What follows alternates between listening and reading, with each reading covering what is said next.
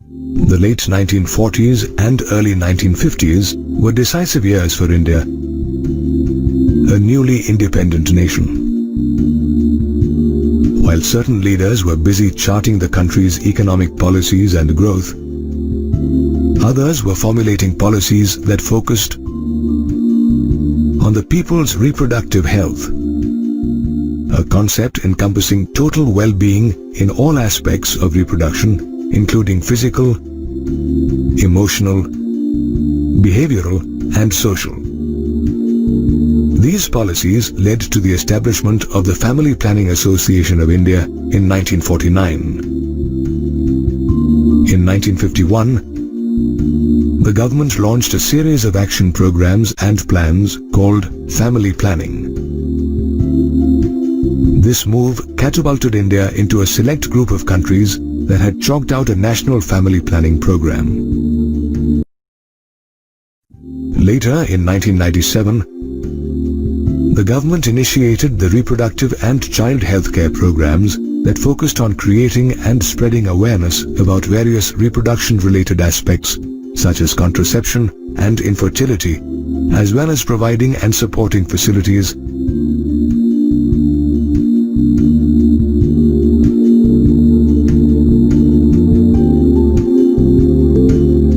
Today, the government, along with family planning experts, is continuously chalking out strategies to address the latest challenges arising in reproductive health. For instance, people in rural India still don't have access to information relating to sex and reproduction. Hence, various governmental and non-governmental agencies have been roped in to propagate information. Experts associated with family planning have also realized that today's youngsters depend on the internet as well as other sources including movies, friends and magazines to learn about sex-related aspects. However, information gathered from these sources may or may not be reliable. Moreover, at times, the information can create myths as well as misconceptions and even unhealthy attitudes towards sex-related aspects. Therefore, these experts are advocating the need for sex education in schools. They argue that it will go a long way in imparting correct and relevant information about sex. Moreover, it will also make youngsters aware of social evils like sex abuse and sex-related crimes and the steps they need to take to fight such social evils. Experts also believe that people, especially adolescents, should be sensitized to hygienic sexual practices such as cleaning one's genitals, sexually transmitted diseases, AIDS, adolescence, and related mental and bodily changes, which in turn will ensure a reproductively healthy society. Another strategy to improve reproductive health is by educating couples as well as individuals of marriageable age about birth control options, gender equality, pre- and post-pregnancy care,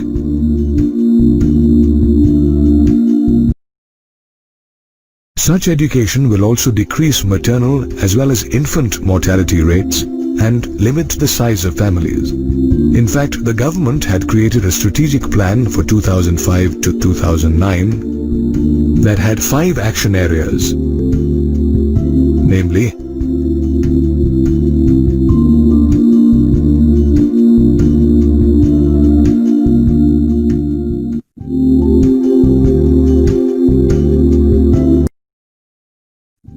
providing expert medical care and assistance to people on wide-ranging issues including pregnancy and delivery, STDs, abortions, menstrual problems, and infertility is another step taken by the government.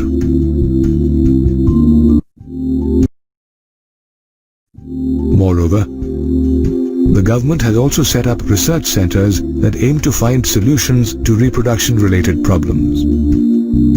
One such center is the Central Drug Research Institute in Lucknow, which is credited for developing Saheli, an oral contraceptive for women. Apart from setting up research centers, the government is also establishing hospitals and medical centers, especially in the rural areas, to provide an impetus to medically assisted deliveries as well as to provide postnatal medical care. This will help bring down maternal and infant mortality rates as well as encourage couples to have smaller families. The government is also conducting mass immunization programs to bring down the infant mortality rate. Did you know that the government has banned amniocentesis, a fetal sex determination test based on the chromosomal pattern in which the amniotic fluid surrounding the developing embryo is drawn by inserting a needle in the mother's abdomen? In this manner, the government has initiated a lot of programs and plans to build a reproductively healthy India. At the dawn of independence, India was an underdeveloped country, with its population having no access to good medical care. Life expectancy was just 32 years, and infant mortality as high as 180 per 1,000 births. However, living conditions improved as the government built hospitals, educated people about health-related issues, and conducted immunization programs. These steps nearly doubled the life expectancy rate and lowered the infant and maternal mortality rate. But with the birth rate remaining more or less the same, this led to population explosion, a situation where the population of a country far outstrips its sustaining capacity. In fact, India's population, which was 350 million during independence, went past the 1 billion mark in 2000, making India the second most populous country after China. Demographers fear that if the current birth rate of 1.7% is not lowered, India's natural and economic resources will be strained, depriving many of even basic necessities such as food, clothing, and shelter. To arrest the population growth, the government has raised the legal marriageable age of girls and boys to 18 and 21 years respectively. The government is also using the media to drive home the benefits of having smaller families. Moreover, government agencies are also actively encouraging couples to go for contraception, which is an intentional prevention of an unwanted pregnancy, through the use of contraceptive methods. Contraceptive methods can be broadly categorized as natural or traditional methods, barrier methods, intrauterine devices, oral contraceptives, injectables, implants, and surgical methods. Natural methods, the oldest form of contraception, work on the principle of circumventing the chances of the sperm fertilizing the ovum. They are of three types: periodic abstinence, coitus interruptus, and lactational amenorrhea. In periodic abstinence, couples abstain from copulation during the fertile period, which occurs between days 10 and 17 of the menstrual cycle. This is when ovulation or the release of the egg occurs, which increases the chances of conception. Another natural method is coitus interruptus, which is also known as the withdrawal method.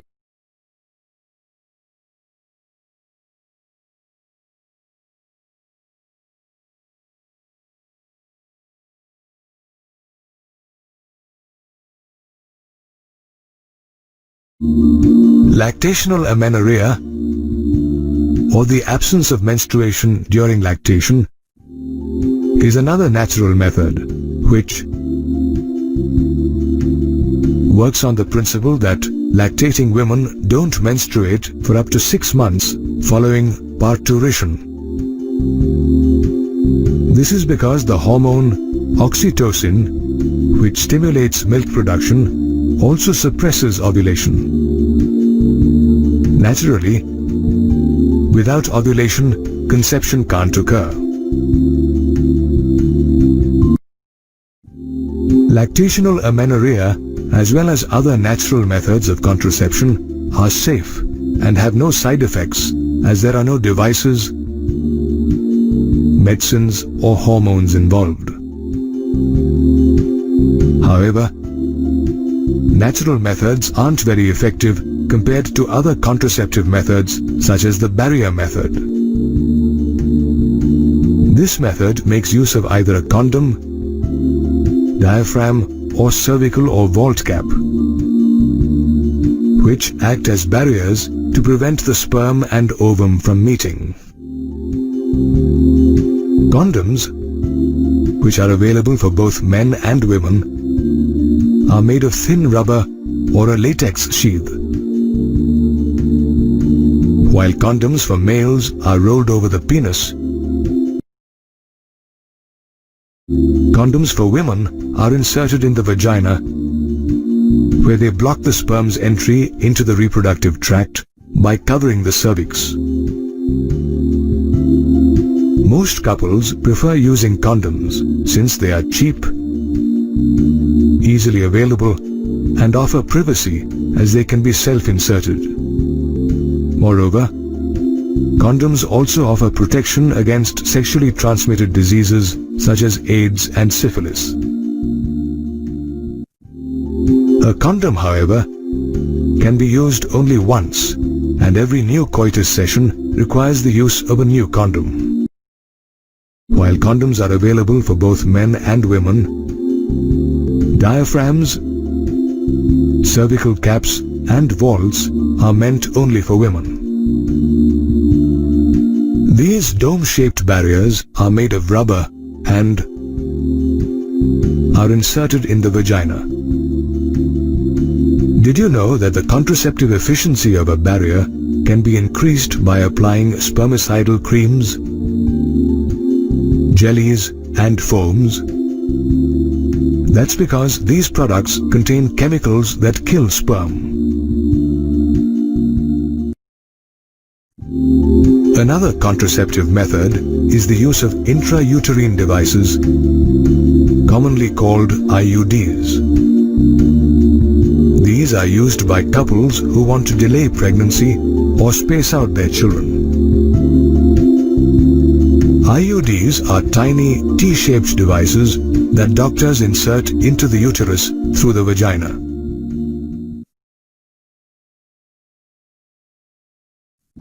There are many types of IUDs, ranging from non-medicated IUDs such as lipase loop to copper-releasing IUDs like copper T, copper 7, multi-load 375 to hormone-releasing IUDs such as progestasert and LNG-20. Each type of IUD works on a different principle. Non-medicated IUDs, for instance, work by increasing the phagocytosis of the sperm that reach the uterus, while copper IUDs release copper ions that obstruct the ascent of the sperm into the fallopian tubes, as well as reduce their fertilizing ability. On the other hand, hormone-releasing IUDs make the uterus inhospitable for implantation by thickening the cervical mucus, which makes it impossible for the sperm to enter through the cervix.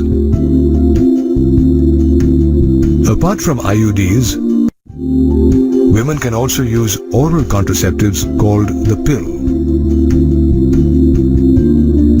This is a small tablet containing small doses of either progestogen or a combination of progestogen and estrogen.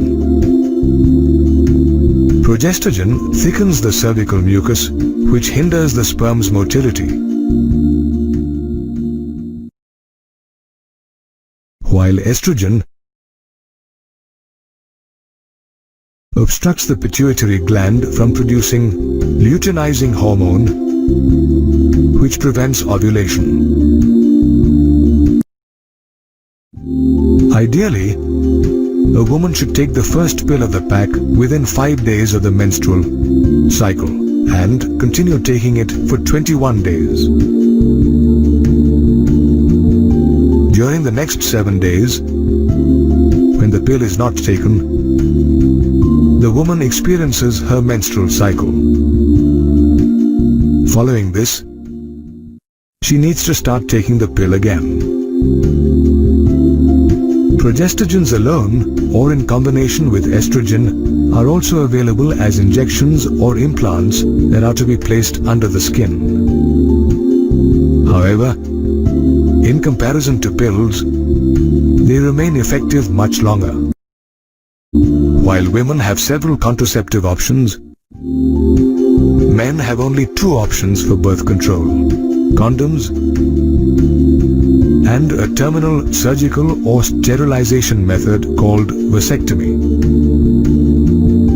In this case, a tiny part of the vas deferens is removed and then tied to the scrotum by bearing a small incision on the same.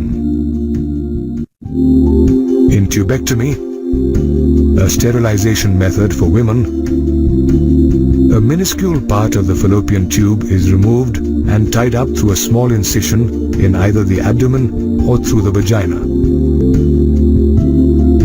Both tubectomy and vasectomy are successful methods of birth control, but they are irreversible and should only be adopted if a couple wishes to have no more children.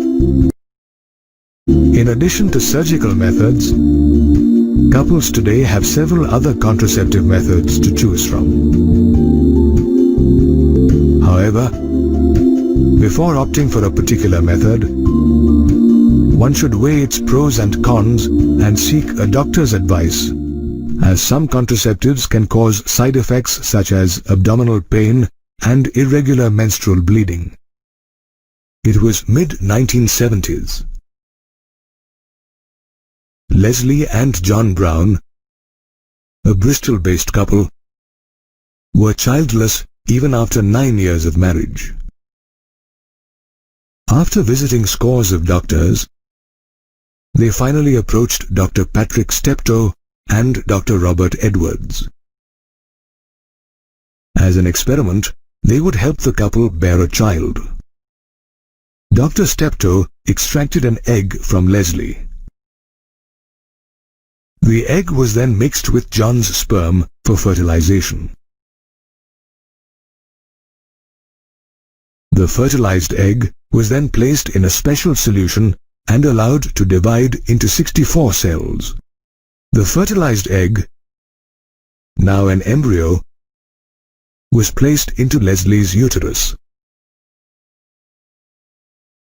9 months later, on July 25, 1978, Leslie delivered Louise Brown, the world's first test tube baby. Louise's birth was considered a medical triumph and provided hope to many infertile couples. Couples who are unable to conceive or produce children even after 2 years of unprotected sexual cohabitation. Infertility can be caused by many factors, including physical and congenital reasons, sexually transmitted diseases, drugs, immunological or even psychological and lifestyle factors. To treat infertility, couples are often advised to visit infertility clinics, where the doctors evaluate both partners to pinpoint the causes of infertility. Based on the results, the doctors may then suggest medication or surgery. For instance, if a blocked fallopian tube is preventing the woman from conceiving, then the doctor will suggest surgery to unblock it. However, when surgeries or medications fail, doctors may suggest assisted reproductive technologies or ART. ART is a collective term used for clinical procedures that are designed to help achieve pregnancy by allowing the egg and sperm to meet in an artificial environment, usually a laboratory. Today, there are several types of ART available for infertile couples, including in vitro fertilization, intrauterine transfer, zygote intrafallopian transfer, gamete intrafallopian transfer, intracytoplasmic sperm injection, and artificial insemination. In vitro fertilization, or IVF, which was used to treat Leslie Brown, is a process in which the egg is fertilized by the sperm outside the woman's body and under simulated conditions created in a laboratory. IVF is also called a test tube baby program.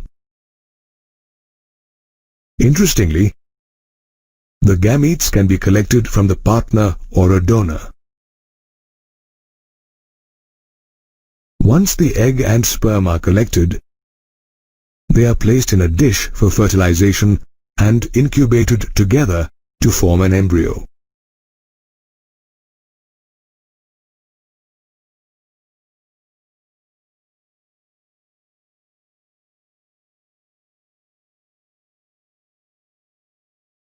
IVF is followed by embryo transfer, or ET, where the embryo is transferred to the uterus using a tube called a catheter. Apart from IVF, couples can also opt for intrauterine transfer, or IUT. In this method, embryos formed by fusion of gametes inside a healthy woman's body, or in vivo fertilization, are removed through surgery and transferred into the uterus of the woman who wishes to conceive. Another option available for infertile couples is zygote intrafallopian transfer, or ZIFT. This process is similar to IVF, where the gametes are collected and the egg is fertilized in the lab. Post-fertilization, when the zygote contains more than 8 blastomeres, the doctors create a small incision in the abdomen using a fiber-thin tube called a laparoscope.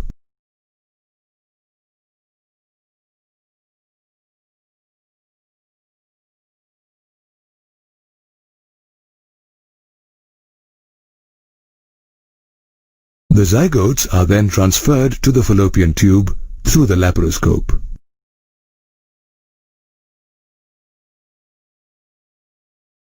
Interestingly, a laparoscope is also used in another ART called gamete intrafallopian transfer, or GIFT, in which a healthy egg from a donor is placed inside the fallopian tube of the woman who wishes to conceive.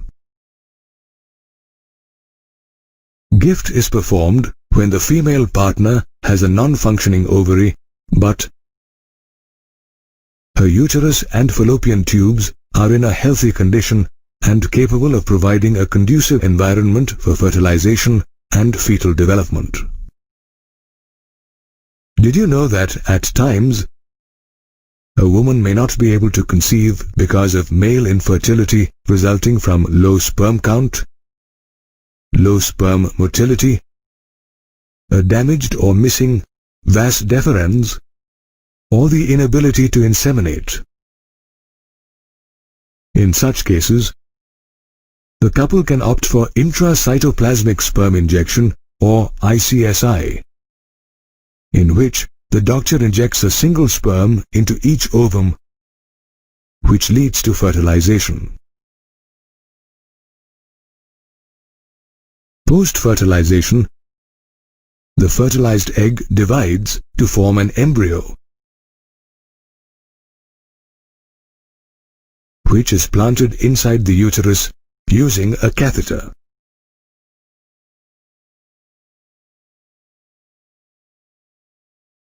Apart from ICSI, artificial insemination is another option in which semen, collected from either the male partner or a donor, is introduced into the vagina or uterus by inserting a catheter.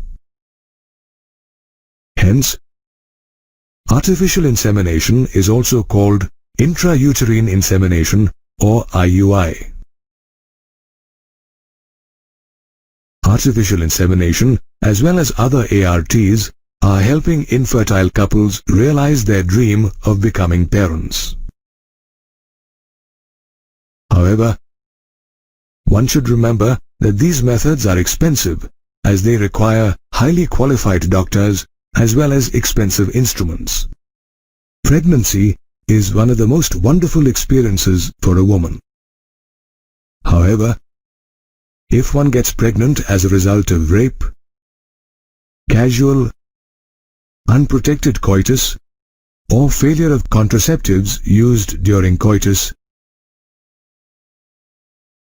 it could turn out to be a harrowing and distressing experience.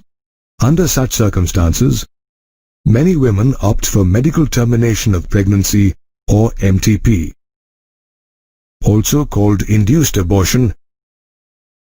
MTP is the intentional or voluntary termination of pregnancy before full term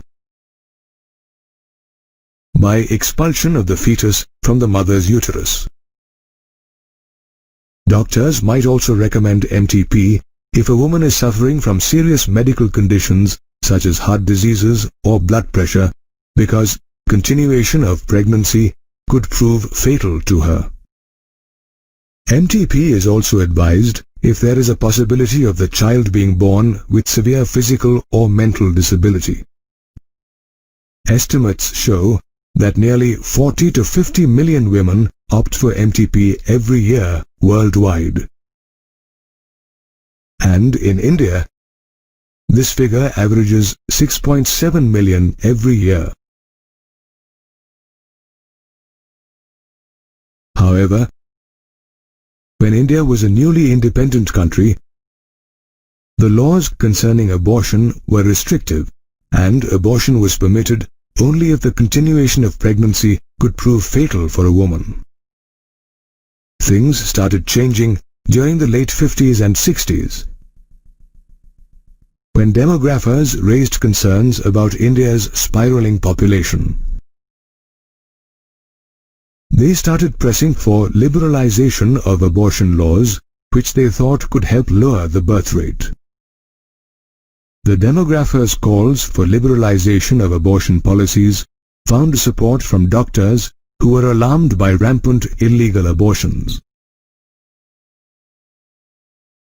To address the situation, the Indian government formed the Shantilal Shah Committee in 1964. Acting on the recommendations of this committee, the Indian government passed the Medical Termination of Pregnancy Act 1971 that paved the way for liberalized abortion laws. The MTP Act states that an abortion can be carried out only by an approved doctor. Moreover, while the opinion of one qualified doctor is sufficient for pregnancies of up to 12 weeks, for pregnancies of more than 12 weeks, but less than 20 weeks, the certification of 2 approved doctors is essential to conduct an abortion. This is because an abortion of up to 12 weeks of pregnancy is far less risky than one carried out for a pregnancy of more than 12 weeks.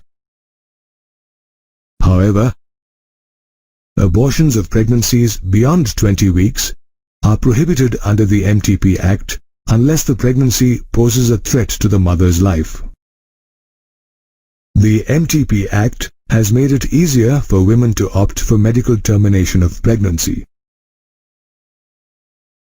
However, experts claim that illegal abortions, including sex-selective abortions and abortions after 20 weeks of pregnancy, are on the rise.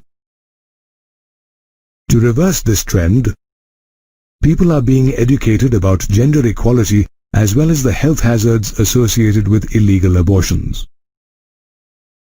They are also being educated about how to avoid pregnancies by using contraceptives such as condoms and the pill. Condoms can also protect young people from a plethora of diseases and infections such as gonorrhea,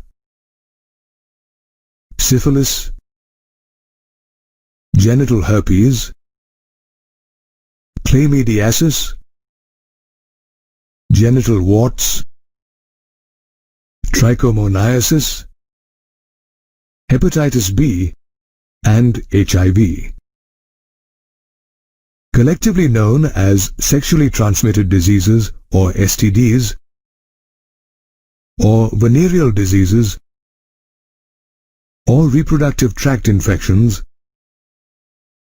these diseases are contracted through sexual contact. Incidentally, certain diseases such as hepatitis B and HIV can also be transmitted by sharing injection needles and surgical instruments used by infected persons, blood transfusion, or from an infected mother to the fetus.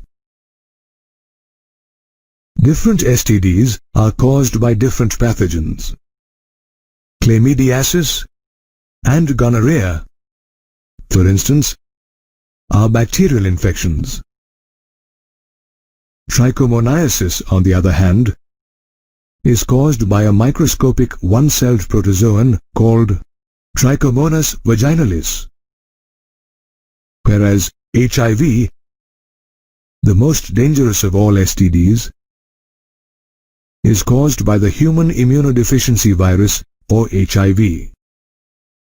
In most cases, people suffering from STDs show symptoms such as itching, fluid discharge, swellings in the genital region, as well as pain during sexual intercourse. However, the symptoms aren't always obvious. In fact, most people don't show any symptoms of infection during the early stages of the diseases.